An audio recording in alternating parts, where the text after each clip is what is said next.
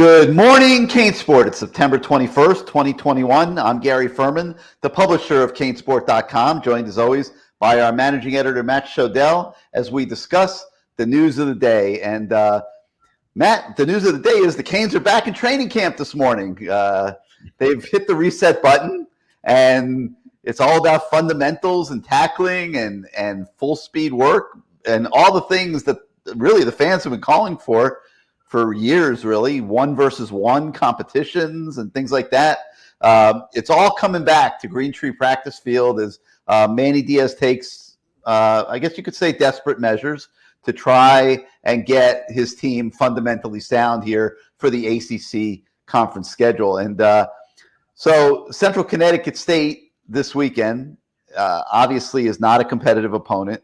And it's really a good time if you're going to hit the reset button to do it. And so they're doing all these things in practice. Your thoughts just on everything that we've been hearing, from the tackling drills to the 1-versus-1 work, and just the different things that the coaches are trying to get their team right as they go into ACC play. Yeah, well, I mean, this morning we'll be at practice, able to watch it. It's going to be one of the more interesting practices, viewings that we've had. Just because, will there really be anything different? Will there be more energy on the field? I mean, we've seen it. There hasn't been a lot of energy on the Tuesday practices over the last really 2-3 weeks that we've been able to watch. So will it be a different vibe? Will it be contrived stuff? Where Manny Diaz is calling people over to jump up and down. I mean, will he be asking players on the sidelines to be jumping up and down? I don't know. I'm very curious. And by the way, come back mid-morning, we're going to have videos on the site of what practice looked like for the part we were able to watch, so you guys can see for yourself. Is it any different? Is it not different? You guys have seen all the videos we've had every Tuesday. Do the drills look different, or are they just saying it to mollify people and it's just the same old drills? You guys can see for yourself. Tune in around 11 a.m. this morning. We'll have those videos out. All right, so look, I mean, this is not ideal to be thinking that you need to do this 4 weeks into the season. None of this has gone the way the coaches planned it, expected it to be. Manny's been pointing out how some of the guys that are struggling the most are guys who have done it in the past and who have been good tacklers earlier in their careers, and now suddenly they're having problems. It's kind of hard to explain, hard to put together, but the bottom line is they know they're not winning a lot of games if they don't solve these problems. So they're going to put the effort forth this week when they're preparing for Central Connecticut State, a team that will be grossly overmatched on Saturday, regardless of Miami's issues. They're taking advantage of this spot in the schedule to go back and stress fundamentals. And, it's kind of funny, but at the same time, I think it's a good move. I mean, they have to get better in these areas. And I guess there's no better way to get better than working on it. Central Connecticut is not going to provide the level of competition that will test them very much in that regard, or be, even more significantly, allow them to evaluate whether what they are doing is working. They won't get that test until the following Thursday night at home in the primetime game against Virginia to start off ACC play. But you can't knock the idea. I think it's a good approach by Manny to kind of take them back to square one, and hopefully nobody gets hurt. Teams usually don't do a ton of full speed contact work during the season like this, but it's what the doctor ordered here, and hopefully nobody gets hurt. Hopefully they get their work in, and hopefully the team comes out of it a better tackling unit for the balance of the schedule. All right, Matt, a lot of other good stuff on the website this morning. I think people are going to really like the Mike Harley blog. And, I give the Mike, and later in the week we'll have Tyreek Stevenson's blog. And I give these guys a lot of credit. It's, this is a new thing, this NIL, and, they've committed to doing weekly blogs. And it's not easy to talk about what's going on right now, but they're stand-up kids, and they, are fulfilling their obligations to do the blog and tell the fans the stories of what's going on behind the scenes with the team. And I thought Harley's was captivating, and I thought it was really interesting how he's leaning on his spiritual background in life and his beliefs in God and the role of God having a plan and a lot of things that have been instilled in him growing up from a religious standpoint. And he's relying on those to carry him through the adversity of the early part of the season. And I thought that's really interesting. And I think a lot of people are going to find that relatively compelling when they read Mike Harley's blog today. Yeah, I mean, look, I'm not particularly religious myself. I mean, I celebrate the holidays that my religion celebrates, but you can sort of see how, he intertwines football and religion, and you can sort of see it. I never really thought about sports and religion the way he puts it. So I encourage everyone to read it, because he really sees them as intertwined. And I've never really thought about it that way. I don't know if he thinks when he drops a pass, it's divine intervention. I guess he sort of does, and he thinks there's a greater lesson in it when he drops a pass, which is very interesting. Like it wasn't his fault. It was God's divine plan, apparently, that he was going to drop that pass, and maybe that'll make him work harder, and there'll be something better for him down the road because of it. I find it fascinating. That's certainly not how I view it when somebody drops a pass or when something goes wrong in my life. But maybe it's easier, when things go wrong in your life, to look at it that way. Pro college teams all have chaplains who are advisors to the players. Miami has one, as well as it always has.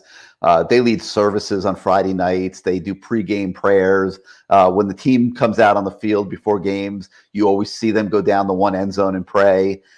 So religion and spiritual beliefs and those things are clearly like a big part of many of these kids' lives. And, you don't typically get a glimpse into that. And that's what I like so much about these blogs we're doing, is it's giving the fans a glimpse into things that they wouldn't normally get to see. And, so I encourage everybody, read Mike Harley's blog today. I think you'll find it very interesting, just coming at you from a little bit of a different angle that you're not used to seeing.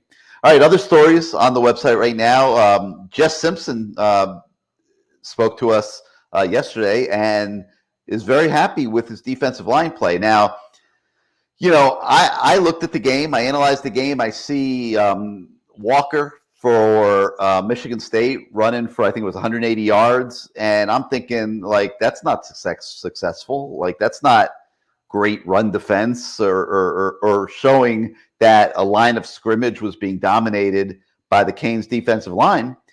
But the coaches are presenting a little bit of a different viewpoint. They think the defensive line was very physical, was dominant up front. So what the real answer is, I don't really know. But I think if you haven't had a chance to read Jess Simpson's take on things right now, I think you'll find that interesting as well. And you can make judgments for yourself on that. But I do feel confident saying this, Matt. If they're going to give up 180 yards rushing to a running back, they're not going to win too many of those games.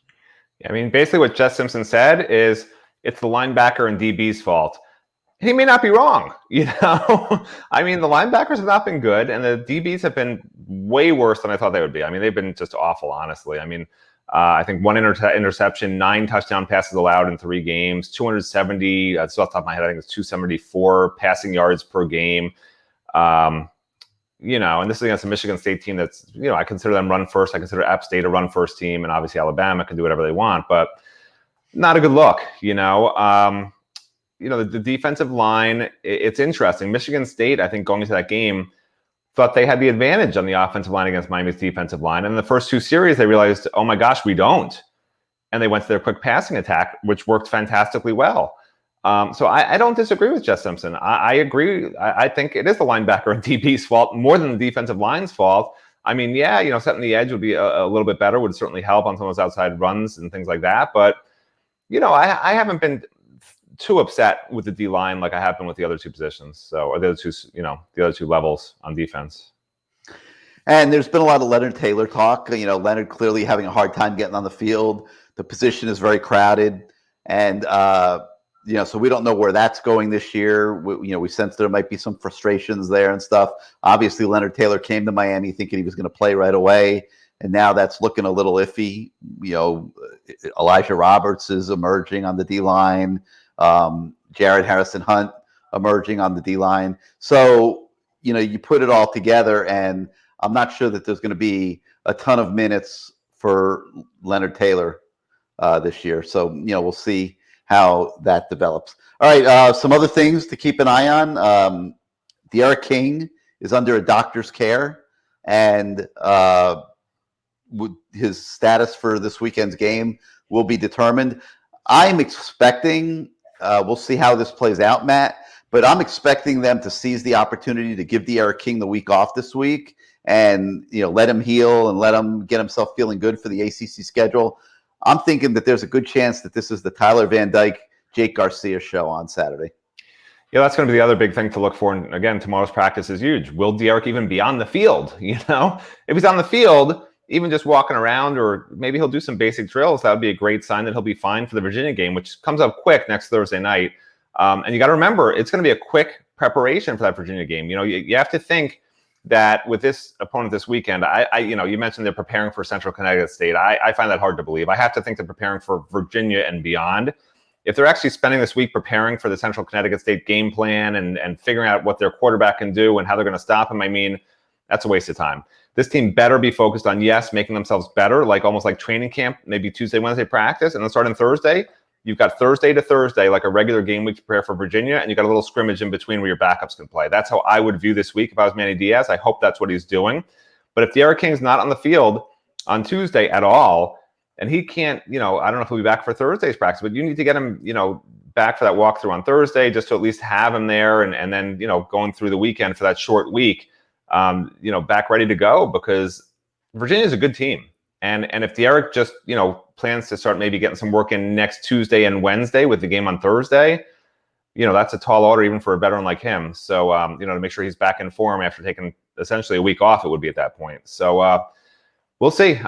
Tomorrow's practice, we're going to have a lot of news for you guys. It does seem like at this point. And D'Eriq's certainly one of the ones to keep an eye on. I'm not sure. We've seen Tyler Van Dyke in one game. He did not look good.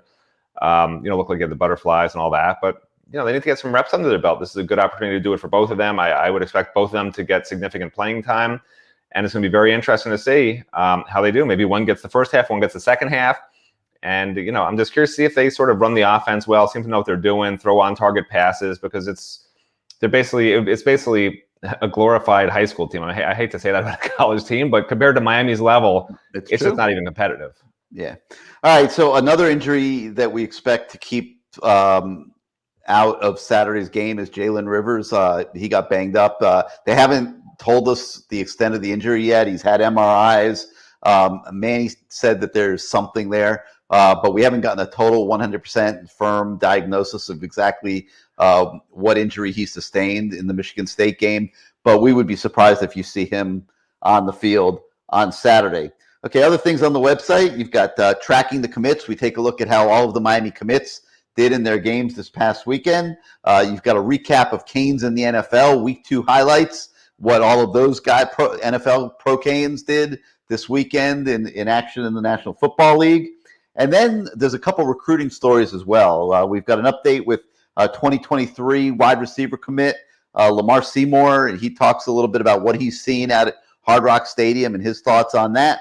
And then and also an update with 4-star Hakeem Williams from Fort Lauderdale-Stranahan, a wide receiver who also was at the stadium this past weekend. And you'll get his insight and what's going through his mind watching the Canes so far this season. So a lot as usual for you to absorb.